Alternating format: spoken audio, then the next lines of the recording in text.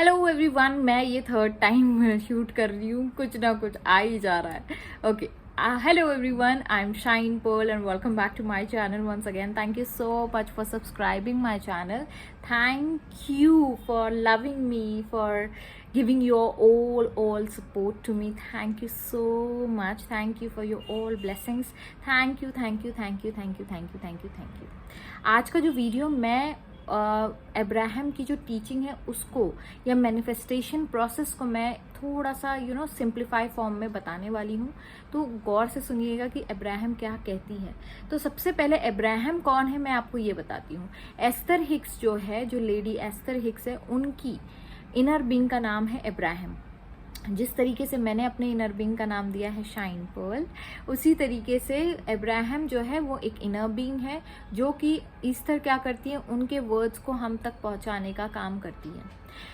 Abraham कहती है कि जब आप अपने डिज़ायर को शूट करते हो, ठीक है, आप अपने डिज़ायर को शूट करते हो, यूनिवर्स के तरफ पहुंचाते हो कि मुझे ये चीज़ चाहिए. मान लीजिए आपको प्रेगनेंसी चाहिए, पैसा चाहिए, करियर चाहिए, जॉब चाहिए, पढ़ाई में स्टूडेंट्स है तो पढ़ाई में मार्क्स चाहिए, या कोई भी डिज़ायर हो, कोई भी रिलेशनशिप डिज़ायर हो, कोई भी डिज़ायर हो, जब आप अपनी डिज़ायर यूनिवर्स तक पहुंचाते हैं. अब वो कैसे पहुंचाना है मैंने एक वीडियो में बताया है, आप वो वाला वीडियो सर्च करके आप देख सकते हैं. It's ask and it's given करके है. 3 स्टेप प्रोसेस ऑफ मैनिफेस्टेशन है. आस्क एंड आस्क रिसीव, ऐसा कुछ तो भी है, अब मुझे याद नहीं हो. ठीक है, तो ऐसा कुछ है. अगर किसी को मिल जाए तो प्लीज़ लिंक डाल दीजिएगा नीचे कमेंट सेक्शन में. तो मैं ये कहना चाहती हूँ, जब आप अपने यूनिवर्स से कोई चीज़ मांगते हैं, अपने हायर बीइंग से कुछ चीज़ मांगते हैं, वो तुरंत आपको कहता है तथास्तु. मतलब वो चीज़ मैनिफेस्ट हो जाती है आपके माइंड में. अब क्या होता है, 3D रियलिटी में आए तक वो चीज़ को आपको रिसीविंग मोड में होना होता है. अब वो किस तरीके से रिसीविंग मोड में आपको रहना है, बाय लिविंग इन अलाइनमेंट. मतलब आपको अलाइनमेंट में रहना है. अलाइनमेंट क्या है? अलाइनमेंट का मतलब होता है बिल्कुल chill, relax, cool, happy, believe, faith, एकदम काम, कंपोज. ये सारी जो फीलिंग्स होती है, ये होती है अलाइनमेंट वाली फीलिंग. अब अलाइनमेंट का अपोजिट क्या होता है? रेजिस्टेंस. अब मैं आपको बताती हूँ कि क्यों ऐसा होता है कि कई लोगों की जो इच्छाएं हैं वो उन तक नहीं पहुँच पाती, या फिर जो वो चाहते हैं बिल्कुल उसका अपोजिट होता है. ये रीज़न ये है क्योंकि जब भी हम लोग कोई चीज़ मांगते हैं, मान लीजिए आपने मांग लिया प्रेगनेंसी, आपने मांग लिया पैसा, आपने मांग लिया जो भी चीज़, ठीक है, प्रेगनेंसी के ऊपर चलते हैं. अगर आपने मांग लिया कि मुझे प्रेग्नेंट होना है, ठीक है, तो क्या होता है, या आपने मांग लिया मेरा एसपी ने मुझे ब्लॉक किया हुआ है, मैं चाहती हूँ कि हमारा रिलेशनशिप अच्छा हो जाए, वो मुझे अनब्लॉक कर दे, वो मुझसे फिर बात करना शुरू कर दे, राइट.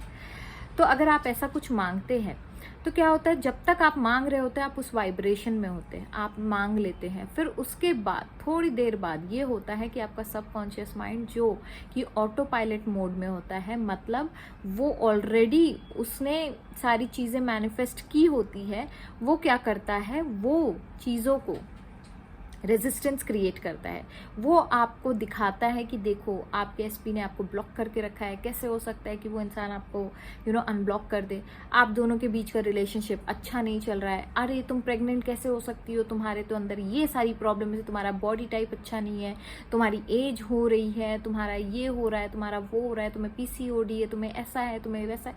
मतलब रीजंस आपको देने लगता है. और फिर क्या होता है, आप एंग्री होने लगते हो, आप गुस्से में आने लगते हो, आप टेंशन में आने लगते हो, आपको डिप्रेशन होने लगता है, आप लोगों को चीज़ें आपकी बिगड़ने लगती हो. और फिर एक सर्टेन लेवल बाद आप इतने गुस्से में आ जाते हो कि रेजिस्टेंस इतना ज़्यादा बढ़ जाता है कि आपका और आपका मैनिफेस्टेशन दूर हो जाता है. ठीक है, तो अब रेजिस्टेंस जो है उसको आपको क्लियर करना है, आपको काम करना है आपके रेजिस्टेंस पे. वो कैसे करोगे आप? By commanding your subconscious mind consistently. क्योंकि अभी तक कोई चीज़ जो कंटिन्यूसली एक ही कहानी चलते आ रही है, अब आपको क्या करना होता है, उसको रिवर्स करना होता है. आप रिवर्स कैसे करोगे? जब जब आपका दिमाग कुछ भी कहता है तो जनरलाइज फॉर्म में उस चीज़ को देखिए. उन लोगों को देखिए जिनसे आपको इंस्पिरेशन मिलती है. मुझे इंस्पिरेशन मिलती थी करीना कपूर से. मुझे लगता था वो 40 इयर्स की एज की लेडी है and she has conceived naturally.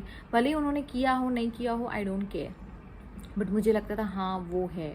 फिर मुझे ऐसे कई केसेस हम लोगों के हॉस्पिटल में आते थे जहाँ पे 45, 46, 47 ईयर्स की एज की लेडीज़ जो कि कंसीव करती थी naturally, I am talking about, ऐसा नहीं IVF IUF का नहीं था, naturally I am talking about. तो मुझे लगता था जब वो कर सकती हैं तो मैं भी कर सकती हूँ, तो age is just a number. तो मैं इस तरीके से अपने आप को धीरे धीरे एक बेबी स्टेप्स लेते लेते लेते लेते उन जगह पे अलाइनमेंट में आती थी, क्योंकि रेजिस्टेंस हमारा इतना बड़ा हो जाता है कभी कभी कि हम लोग अलाइनमेंट में आने में हमें सालों लग जाते हैं।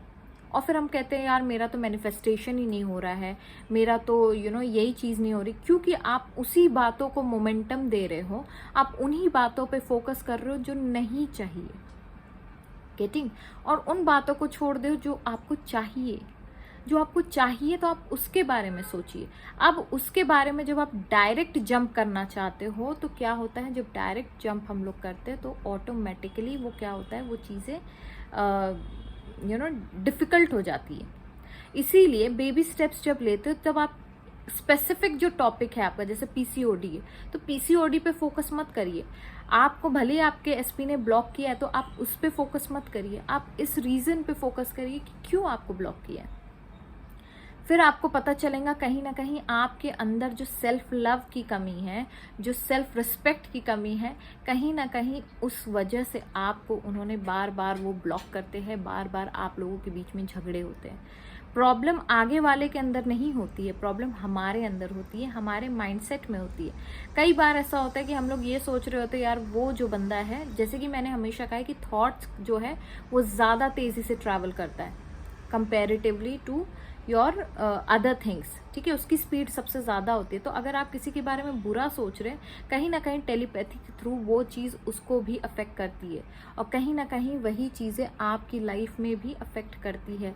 आपके मैनिफेस्टेशन को स्पीड अप करके, जो नेगेटिव मैनिफेस्टेशन है, जो प्रॉब्लम्स है, आपका सबसे पहले प्रॉब्लम आपके दिमाग में क्रिएट होता है, फिर वो 3D रियलिटी में आता है। जब जब आप रेजिस्टेंस में रहते हो आपके प्रॉब्लम्स क्रिएट होते हैं, जब जब आप अलाइनमेंट में होते हैं आपके डिज़ायर्स क्रिएट होते हैं। So I hope I made my point very clear। और जिन जिन लोगों को प्रॉब्लम हो रही है मैनिफेस्ट करने में, जो कि मैनिफेस्ट नहीं कर पा रहे हैं, उल्टा हो जा रहा है या फिर मैनिफेस्टेशन डिले हो जा रहा है, उनके लिए ये वीडियो बहुत ज़्यादा इंपॉर्टेंट है। कोशिश करें कि आप पहले जनरलाइज फॉर्म में ऐसा थॉट क्रिएट करें जो आपको हल्का फुल्का थोड़ा सा आराम दे, फिर धीरे धीरे धीरे धीरे धीरे धीरे धीरे स्पेसिफिक पॉइंट पे आए। जैसे कि अगर प्रेगनेंसी है तो पहले उन लोगों से इंस्पिरेशन ले जो कि आपसे भी बदतर कंडीशन में रहकर, वर्स्ट कंडीशन में रहकर भी, अब जैसे मेरी एज थी 33 उस टाइम पे, मैंने 40 ईयर्स की लेडी को देखा, करीना कपूर को देखा, उसका एज देखा और फिर अपना देखा। शी वॉज एल्कोहलिक ऑल्सो, मतलब वो एल्कोहलिक नहीं बोल सकते but she takes alcohol also. मैं तो वो भी नहीं करती हूँ, मैं स्मोकिंग भी नहीं करती हूँ, मैं तो कोई तरीके का कुछ नहीं करती हूँ। I have more healthier body than her, ठीक है। मैं इस तरीके से अपने आप को कंपेयर करते करते करते करते मैंने वो गैप को रिड्यूस किया, रेजिस्टेंस को रिड्यूस किया। ऑटोमेटिकली मेरा जो अलाइनमेंट था, वो जो चीज़ थी मैंने उसको पाया और तभी जाके मेरा मैनिफेस्टेशन हुआ। तो जब आप इस तरीके से देखते हो ना, अरे वो इंसान की कंडीशन तो मेरे से ज़्यादा वर्स थी, तब भी उन्होंने नेचुरली कंसीव किया, wow. Always say wow, always get inspire with people. और फिर क्या होगा, धीरे धीरे आपका रेजिस्टेंस खत्म होते आएगा। आप जब उसको मोमेंटम देना छोड़ दोगे, आप जब फोकस करना छोड़ दोगे अपने प्रॉब्लम से और सिर्फ सोल्यूशन पे फोकस करोगे, सिर्फ और सिर्फ उन लोगों को देखोगे जिनकी लाइफ में सच में ये ब्लेसिंग्स आई है, आप ऑटोमेटिकली धीरे धीरे धीरे धीरे वो चीज़ें ख़त्म होने लगेंगी आपके लाइफ की। और क्या होगा, आपका मैनिफेस्टेशन फास्ट होने लगेगा, आप अलाइनमेंट में ज़्यादा रहने लगोगे। अगर आपका SP आपको ब्लॉक किया है तो कहीं ना कहीं रीज़न है। अगर आप उसको टर्न अराउंड करके देखो तो आपके पास अभी टाइम है कि आप अपना सेल्फ रिस्पेक्ट ग्रो करें और उनसे एक बेहतर वर्जन बनकर उनसे मिले, ठीक है। तो अगर आप इस तरीके से सोचेंगे तो डेफिनेटली वो जो टाइम पीरियड है वो आपका बेहतर हो जाएगा। और जब जब आप उनके बारे में सिर्फ अच्छा सोचेंगे, जैसे आपने बुरा सोचा तो उन्होंने ब्लॉक कर दिया, वैसी तरीके से जब आप अच्छा सोचेंगे तो वो अनब्लॉक भी कर सकते हैं आपको।